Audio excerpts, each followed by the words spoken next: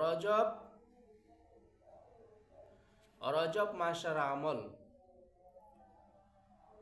বিশ্ব নবী জনাবে মুহাম্মদুর রাসূলুল্লাহ সাল্লাল্লাহু আলাইহি সাল্লাম বলেন, যখন তোমাদের মাঝে রজব মাসের চাঁদ উদিত হয়, তখন তোমরা রজব মাস থেকে শুরু করে শাবান মাস এবং রমজান আসার আগ পর্যন্ত এই 2 মাস বেশি বেশি এই দোয়াটা পড়বে, আল্লাহুম্মা বারিক লানা ফি রজব শাবান ওয়া বাল্লিগনা রমাদান।